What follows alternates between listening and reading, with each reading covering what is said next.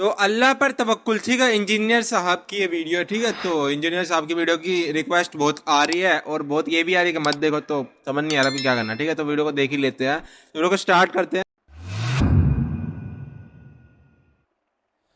وَإِذَا مَسَّ الْإِنسَانُ ضُرٌّ دَعَا رَبَّهُ مُنِيبًا إِلَيْهِ، اور جب انسان کو کوئی تکلیف پہنچتی ہے تو وہ اپنے رب کو پکارتا ہے بڑے رجوع کے ساتھ، بڑی لمبے ہاتھ اٹھا کے اللہ کی طرف متوجہ ہوتا ہے.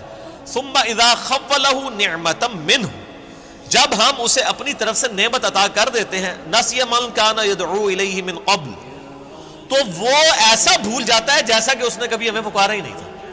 یہی ہوتا ہے. یعنی دنیا میں لوگ اللہ کو پکارتے ہیں، اللہ تعالیٰ مصیبت پریشانی حل کر دیتا ہے، اس کے بعد وہ یا تو اور ہستیوں کی طرف اس تکلیف کو دور کرنے کو منسوخ کرنا شروع کر دیتے ہیں، یا وہ کہتے ہیں جی میری تو پلاننگ ہی بڑی چنگی سی، دیکھو نا میں اس ٹائم بڑا منو سمجھ آ گئی سی کیا ہونا ہے تو میں کر لیا سی. تو انہوں اللہ کا بندہ جنی مرضی سمجھ آ جائے، اللہ کے سامنے تو اتنے فیکٹرز ہیں کہ کسی بھی انسان کو کسی بھی وقت وہ آنے واحد میں ہیرو سے زیرو اور زیرو سے ہیرو کر دے، اس کے لیے کوئی مسئلہ ہے. یعنی انسان کی ساری پلاننگز دھری رہتی ہیں.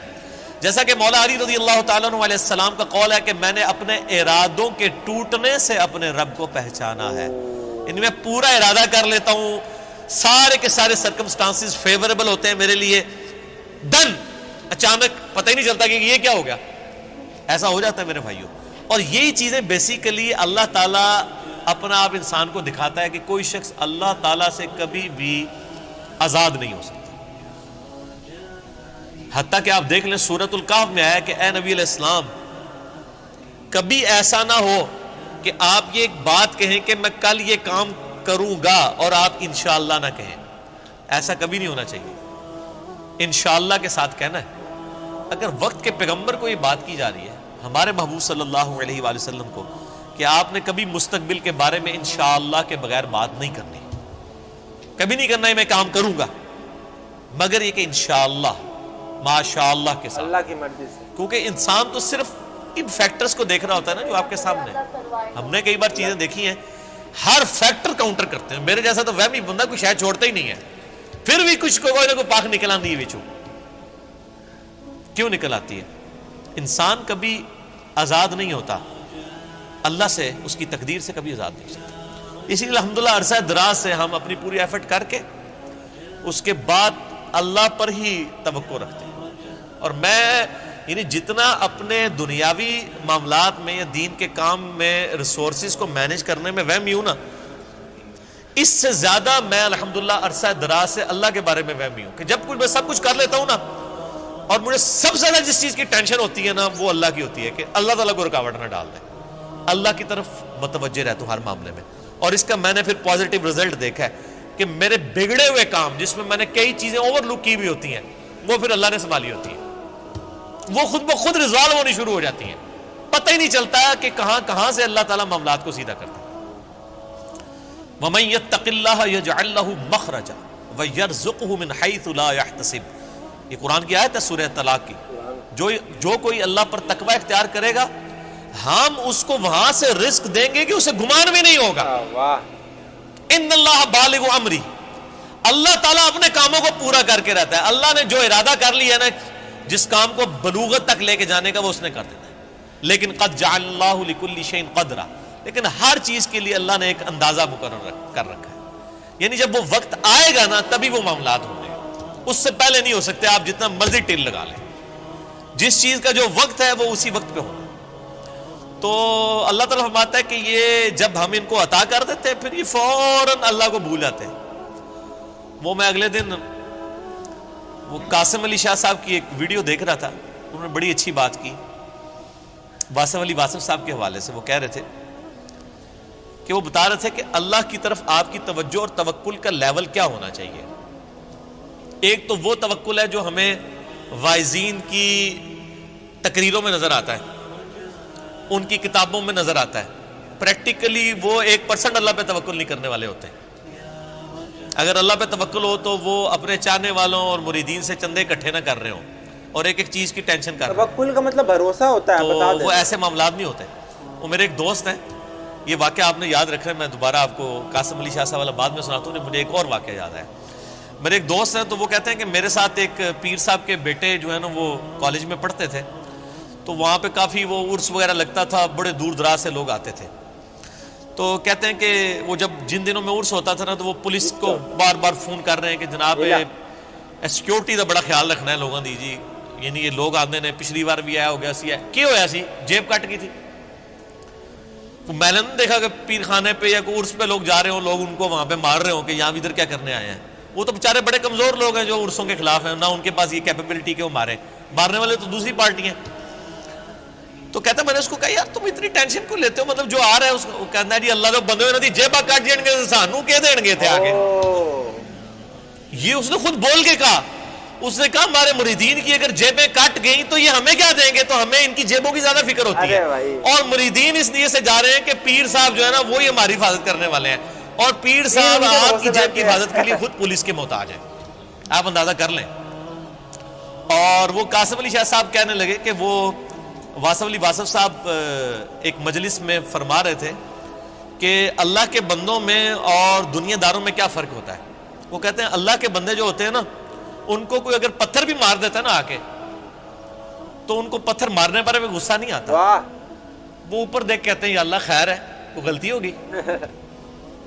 کیوں؟ یہ حقیقت بات ہے کہ فاعل حقیقی اللہ ہے، یہ ذہن میں رکھیے گا. آپ کو جو مخلوق کی طرف سے تکلیف بھی پہنچتی ہے نا اس کا فاعل حقیقی بھی اللہ ہے، کیونکہ جو ہزاروں تکلیف کے درمیان ہرڈل بنا ہوا ہے اسی نے اجازت دی ہے نا کہ چلو ایک چونڈی انہوں وڈ لے جائے، کیونکہ ہزاروں تکلیفیں تو اس نے آلریڈی بلاک کی ہوئی ہیں، ہمیں تو پتہ ہی نہیں کہ کہاں کہاں سے. آپ نے اگر یہ چیز دیکھنی ہے تو آپ حیران ہوں گے کہ چھوٹے بچوں کا بڑا ہو جانا یہ معجزے سے کم نہیں ہے. بچے جس طرح اندھوں کی طرح بھاگتے ہیں، ایک کن پٹی پہ صرف ایک جو ہے کارنر لگنے کی مار ہے نا بچے کی ڈیتھ، بڑا بندہ مر جاتا ہے. کس طرح بستروں سے گرتے ہیں، جا کے کبھی کہیں گرتے ہیں، سیڑھیوں سے نیچے گر جاتے ہیں، کہیں جا کے لگتے ہیں، کبھی کچھ ٹوٹ جاتا ہے، کبھی ادھر آگ کے قریب بندہ کہتا ہے اوہ شکر ہے جی بس نیڑے ہی نیڑے بچا ہے. اللہ نے بنو اللہ نے بچایا ہوتا ہے، ہمیشہ ہی بچ جاتا ہے بندہ. کتنے بچوں کی آنکھیں نکل جاتی ہیں بچپن میں، ورنہ تو آدھے ادھر جو ہے وہ کاڑے بیٹھے ہوئے ہوں. یہ اللہ نے بڑے کیے ہوتے ہیں. یہ اللہ قرآن پاک میں آیات ہیں، اللہ فرماتا ہے کہ ہم نے فرشتے معمور کیے ہوئے انسانوں کی حفاظت کے اوپر. یہ ساری چیزیں اللہ لے کے چل رہا ہوتا ہے. لیکن اللہ فرماتا ہے جب ہم تکلیف دور کر دیتے ہیں پھر کہتے ہیں یہ تو کوئی کہہ دیتا ہے بزرگوں نے کیا ہے، کوئی کچھ کہہ دیتا ہے، کوئی کچھ کہہ دیتا ہے. ہو گیا. وہ ایک مجھے لطیفہ یاد آ گیا. وہ ایک بندہ جو ہے وہ سمندری طوفان میں پھنس جاتا ہے اور جب وہ ڈوبنے لگتا ہے تو کہتا ہے یا اللہ منو بچا لے، میں دیکھ دیا گا تیرے نا دی. ہاں سنا ہے، میں نے بھی سنا ہے. ٹھیک ہے جی. تو وہ اللہ تعالیٰ بچا لیتا ہے. تو وہ پھر کنارے آ کے کہتا ہے جی وہ تو پھر ظاہر ہے اس نے مکر ہی جانا ہوتا ہے. جو اللہ تعالیٰ فرماتا ہے کہ جب ہم ان کی تکلیف دور کرتے ہیں پھر یہ بھول جاتے ہیں ہمیں. تو کنارے پہ پہنچ کے کہتا ہے کیڑی دیکھ، کوئی دیکھ شیک نہیں ہو. تو وہ پھر ایک اور ہچکولا اس کو آتا ہے تو پھر وہ سمندر میں کہتا ہے نہیں یا اللہ میں پوچھ رہا تھا مٹی کے لوڑی دیکھ مطلب بانٹنا کچھ بنا کیڑی دیکھ تو مراد ہے مطلب نہیں. یہ اللہ نے تو نہیں دھوکھا دیتا جا سکتا، دنیا ہی دھوکھا دیتا جا سکتا ہے کہ میٹھی دیکھ یا نمکین. تو یہ وہی چیز ہے. اللہ تعالیٰ فرماتا ہے کہ یہ جب ہم ان کی تکلیف دور کرتے ہیں تو اس طرح بھول جاتے ہیں کہ جیسا کہ ہمیں کبھی پکارا ہی نہیں تھا. وَجَعَلَ لِلَّهِ أَنْدَادًا، اور اللہ کے مقابلے پہ اور ہستیاں کھڑی کر دیتے ہیں کہ یہ انہوں نے کیا ہے. بچہ اللہ نے دیا ہوتا ہے، کہتے ہیں نہیں وہ ان کی وجہ سے ہوا ہے. لِيُضِلَّ عَنْ سَبِيلِ، تاکہ بہکا دیں اللہ کی راہ سے. حقیقت بات ہے کہ یہ شیطان انسان کے دل میں یہ وسوسہ ڈالتا ہے کہ یہ فلاں کی وجہ سے ہوا ہے. آپ ہندوؤں کے پاس چلے جائیں وہ بھی یہی کلیم کرتے ہیں کہ جی ہم فلاں مندر میں گئے تھے تو ہمیں اولاد ہوگی، حالانکہ اللہ دے رہا ہوتا ہے. لیکن شیطان جو ہے وہ اینڈ ٹائم پہ ایسا وسوسہ ڈالتا ہے کہ انسان اور ہستیوں کی طرف اسے منسوخ کرنا شروع کر دیتا ہے. ہم نے تو کئی ایسے دیکھے ہیں جو لوگوں کو بچے دے رہے ہیں لیکن خود بے اولاد ہوتے ہیں. ان کو کہ آپ کیوں نہیں اولاد ہو رہی ہے. سورہ شورا کا آخری رکوع پڑھ لیں. اللہ فرماتا ہے اللہ جسے دیتا ہے بیٹے دیتا ہے، جسے چاہتا ہے بیٹیاں دیتا ہے، جسے چاہتا ہے دونوں دیتا ہے، اور جسے چاہتا ہے محروم رکھتا ہے. نبی علیہ السلام کی صرف ایک بیوی ہے جس سے اولاد ہے، سیدہ خدیجہ سے، یا ایک ماریہ قبطیہ سے سیدنا ابراہیم علیہ السلام پیدا ہوئے، وہ بھی فوت ہو گئے. باقی آپ کی ساری بیویاں بے اولاد ہیں. کیا نبی کی بیویوں کی خواہش نہیں تھی کہ ان کی اولاد ہو؟ اللہ کی مرضی. سیدہ عائشہ محبوب ترین بیوی ہیں، جوانی کی عمر میں بیوہ ہوئی ہیں، کوئی اولاد نہیں ہے. اللہ ان کو ایک بچے ہی دے دیتا کہ حضور کے بعد انہوں نے 47 سال تک زندہ رہنا تھا، کہ چلو ان کی ایک دل جوئی کا معاملہ ہو جاتا کہ 18 سال کی عمر میں بیوہ ہو گئی ہیں، ایک بچہ ہوتا تو ان کی زندگی بھی اس کے سارے گزر جاتی. نہیں، یہ اللہ کے فیصلے ہیں. قل تمتع بکفرک قلیلا، اللہ کا اس پہ غضب دیکھیں. اللہ فرماتا ہے نبی ان سے فرمائیے کہ یہ جو تم کفر کر رہے ہو نا، اور یہ جو لطف اٹھا رہے ہو ہماری نعمتوں سے، کہ تمہیں ہم کوئی نعمت دیتے ہیں تو تم اور ہستیوں کی طرف منسوب کرتے ہو، اٹھا لو تھوڑی دیر کے لیے دنیا کی زندگی میں. انک من اصحاب النار، پھر تو تم مرنے کے بعد دوزخیوں میں ہی شامل ہوگا انسان.